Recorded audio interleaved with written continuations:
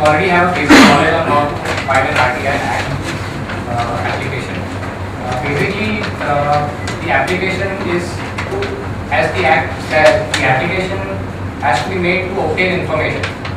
It is not an application to ask questions on why this particular thing has not happened. Let's say you made a complaint, so you can't make allegations in your application, or you can't ask why the work is not done. All you can do is you ask for information which is in the public domain. And what information can you ask? Anything which is in the government records is information that you can obtain. So the first thing that you need to keep in mind is basically there are two reasons why you may, many reasons, but two main reasons why you may want to file an RTI application. One is that you made a complaint and you want to know the status and or maybe find out why it is not done. And secondly, you may have seen some corrupt activity happening which may have made your blood boil and you want to find out more information on it and see if you can stop the corruption. So in both the cases, the first thing to do is to calm down and not look at it as a solution for all your problems, because it is not going to solve the problem immediately. It will just give you information which will help you solve the problem. We can either go with a live example which may be better, I think, or I can just go to the application and we can take it further. I think going with a live example may be better because you may be able to relate with it better and we can brainstorm better. So anyone has a live example for which you want to do an RTI application? When I resigned from a company, I was given family pension scheme certificate to the company and the application was made to the... Okay, sorry I'll interrupt you. We definitely take your issue. But if you can look at the bigger picture, not just a personal problem, I think that is where the real potential of an RTI application will be unleashed. Okay. So if you don't mind, sir, we go with the public issue and then we see how it can be applicable to a personal issue. Fine. Okay, this is the first application that you make. Okay, this is the first RTI application that you can make, and everyone understood the issue that this gentleman here has. Okay, I'll repeat what he said. Opposite his building there is a plot. So he wants to find out what is the legal status of that plot. So what you need to do is you have to address this application to the PIO in your local ward office. So for example, this I think comes under G0 ward. R South, okay. So wherever your ward office is, you address your application to the ward officer. The PIO, you just make it generic, you address it to the PIO. If you read the top, you need to attach a stamp of ₹10, a port fee stamp. You address it to the Public Information Officer, R South, BMC ward. RTI reference number is not compulsory. If you are doing a lot of RTIs and you want to keep track of it, this is for your internal use. So you mention that, otherwise you can omit that. You give your name, address, because the reply will come by the post, right? So you make your application under your name. Since we have the name, I will also give an example of anonymous applications. You can't do an application under an NGO. Ideally it has to be done, or it has to be done under a person's name. So particulars of the information, you go to that small one. You write, need to know the status of plot number. You have to make your application very precise. Okay, you can't be generic. So whatever you need has to be extremely specific in your application. You don't want to give any loopholes to the government guy to reject your application, saying it is too vague, or give you information which is not relevant, because then you would have wasted 30 days, right? So try to be as specific as possible. In the period, you have to say, provide me information, provide me the reply till the date of providing information. So let's say you made the application on 1st May and they are replying to you, so they have to reply, let's say they are replying within 30 days, say 30th May they are replying. So till the 30th day, what is the status of that plot, they have to reply. So you have to be specific. So you have to say provide information till the date of reply. Okay. Now the description is the most important part, subsection 3. Now here the limit is, I think the limit is 150 characters, and whether the limit was there or not, you have to limit your application, because the lengthier the application, the less chances of success. Okay. So if you can complete your application in 3 to 4 questions, nothing like it. Okay. So when you say please reply yes or no, it means they have to reply yes or no. Okay. You are asking for very specific information. now this subsection 4, the information can be taken back either by post or in person. And generally the charges are 2 rupees per photocopy. So if you want voluminous data, 1 or 2 pages, I don't think they charge 2 pages. But if you want a lot of information, you have to be prepared to pay the photocopy charges. And if you don't want to go in person, then you have to say provide the information in post. When the reply comes within 30 days, they will say we have the information that you requested. It is 40 pages. The charges are 80 rupees. Please pay the charges and collect the information. So that thing will come in. Just see, a lot of times our RTI is scattered because we want a lot of information, but we don't know how to go about it. So one tip is when you start subsection 3. You start with the line saying, please provide certified true copies of the following documents. Basically, this is a document gathering application. So when you start with that, please provide certified true, don't say please provide copy. You want them to certify the true copy. Like he said, you want them to stamp it saying RTI given. So it's a government stamp. So you start the application by saying, please provide certified true copy of, then ABCD. So then your application is on track. Okay, then you will not say why the work is not done, my complaint is not attended to. But you have to structure your application, your grammar should be very nice, you are very specific. And you start with the statement, please provide certified true copy of in subsection, that description of information required. So when you write that at the top, your ABC automatically will be the documentation that you need. So in case now if you don't get the reply, now what, right? That's the next step. So within 30 days of receiving the application, they have to give a reply. If you don't get it, you have to go in an appeal. So then you have to make this application. It is mostly, this is just a format. And let's say you made the application on 1st April. 30th April you didn't get the reply which you should have. You have till 30th May to make the first appeal. So 60 days from the original application, you can make the appeal. The ground for appeal is simple. They have not replied. So you go into appeal. And there have been cases where the first applicant has called the RTI applicant, and they have also called the PIO why you have not provided the information, and information has to be provided. If there is a delay, there is a fine. Per day fine, I think is 200 rupees, right? 200 or 250 rupees, 250. So 250 rupees is the fine for not providing information on time, and I think maximum is 25,000 rupees. The fine will be imposed on the PIO. Unfortunately, it doesn't come from his salary, but the fine is there. Please provide correspondences related to my complaint. Is the right word. Instead of saying please provide action taken report or please provide the status, the ideal thing would be to say please provide correspondences exchanged by your department in reference to this complaint. Second appeal can go to the State Information Commissioner, State Chief Information Commissioner, or the Central Chief Information Commissioner, depending on which government department we are dealing with. If it goes to the state CIC, there is a delay of 2 years to get your second appeal heard, and in the center it is 6 months. So this is your best bet. Basically, it is just repeat of what we've given so far. You have to attach copies of annexure A and B and copy of the acknowledgement that each annexure had been received by the respective department.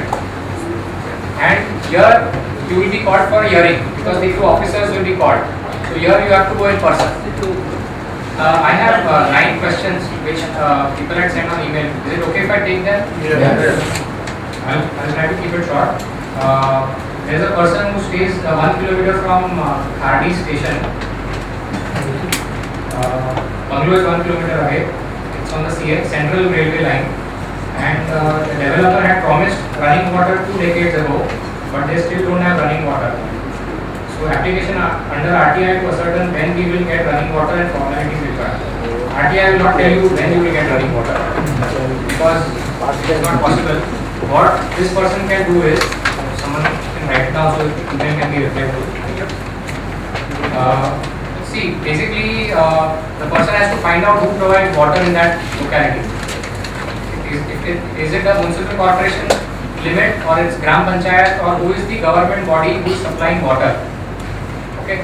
Even if you don't know who is the government body supplying water, find out under which administrative head that property comes under. Whether it's a municipal corporation or greater like Mahanagar Palika, Nagar Palika, Panchayat Samiti and Gram Panchayat. So find out the jurisdiction of that area, who runs the municipal amenities, go and meet the officer and make a petition and see if they can provide a water line. Through RTI this problem cannot be solved. You have to personally go to the municipal, let's assume it's a municipal corporation, make an application, get all the bungalow owners to write saying that we don't have water, 20 years if they are not getting water, and try to make allocation in the budget. I will try to correlate this with roads which we get done, which we got done not once, 6-7 roads we got done in San Martin area through this method. Is we write letters to the municipal commission, municipal local ward office. Balchandra Road, Adenwala Road, road number 3225. If there are a lot of potholes, either completely redo it or fill up the potholes. So after 7, 8, 9, 10 letters, we do an RTI on the status of those things, and we try to meet the officer in the BMC to find out kya hua. So there have been instances where they have completely, 6-7 instances where they have completely redone the road. Otherwise that money, which is our money, our taxpayers' money, is used elsewhere. So judicious use of RTI with lot of letters should solve this person's problem, at least address the problem. A specimen on MADA with regarding allotment of flats under a particular scheme is there declared number of applications received, how many rejected, how many allotted, how many on wait list. I think one RTI application to MADA should do it. Very simple. This lady stays in BMC colony, Vikhroli, 50-year-old colony. Repairs. They are paying monthly rent, but repairs who will do? Meaning BMC will do or they will do. So I think there is a concept of cess. If it is a cessed property, when we pay our monthly bill, that cess, which is a tax, goes to the municipal corporation. It is collected by the municipal corporation and it goes into MADA. There is a Mumbai Repair and Reconstruction Board. So all the cessed buildings in Mumbai city have a collected cess. So that cess basically is to be used when the building repairs need to be done. So if you be paying 30-40 years cess, it is your right to get MADA to repair your building through your own money which they have kept for 30 years. So in this case, we have to find out if it is a cessed building or not. If it is a cessed building, then all they have to do is make an application to MADA with the details of their property, how much cess is pending with you. So they will say, okay, 30-40 lakh rupees, 100 lakh rupees, whatever. So with that cess amount, MADA I think has 1200 rupees per square feet allocation for repairing of cessed buildings. Dilesh Sharma. I won a lottery in the Big Hike Tata project at Boisar. They've paid a lot of money, but possession is delayed since December 2011. Breach of trust. So now there are over 100 members. What can we ask in RTI and the legalities in their favor? I don't think you can do an RTI to Tata because it's a private thing. I think they can go to consumer court. Because if they would have signed a contract with Tata on the deliverables, so if they are skipping the deliverables, they can go to consumer court, and consumer court I think 1 or 2 years you can get verdict. Without hiring a lawyer. Personal choice. You can, yeah. If a senior citizen, Huh? let him apply in the name of senior citizen in consumer court. It Yes. will be heard faster. Good point. If it's a senior citizen, they can apply to that and they'll be heard faster. And if they cannot afford a lawyer, they can fight the case on their own in the consumer court. I think it will take time, 1 or 2 years, but at least the matter will be heard. And if nothing, if 1 or 2 papers reported, Tata may be embarrassed enough to do the project. Mr. Vikram Sinha, he is in Bangalore. Members of Indian Bank Association, membership is 6 lakh rupees per annum, but the government is sitting on that money. Where will it be used? So he thinks it's a scam.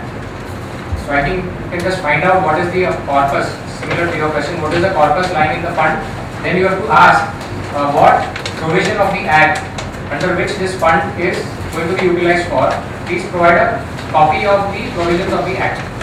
So, for example, all insurance companies have a social obligation clause in the Insurance Act, where they have to provide insurance services in the economically, socially backward areas. Micro insurance. Sorry? Micro insurance. Not necessarily micro insurance, but yeah, including micro insurance. So, something like that. So, you can ask for the provisions of the Act under which they have to use that money.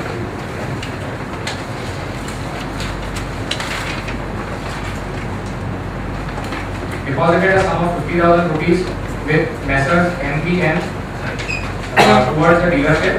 Interest paid, attracting an interest rate of 18%. They paid me only for 1 quarter, they never paid me. I moved to court to get the money back and asked the court to attach their bank account, but court didn't pay any attention to the request. Company is under BIF. It will take several years. I think I'm not aware of the bankruptcy laws, but once it's under BIFR, I think it's difficult to get the money. But honestly, I don't know the answer.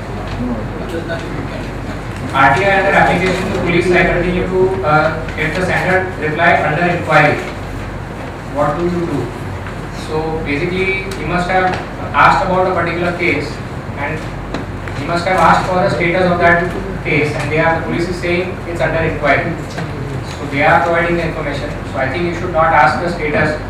Maybe what the person can do is please provide correspondences exchange between different departments in case number so and so. So then you will find out if there is any correspondence which ever happened in that matter.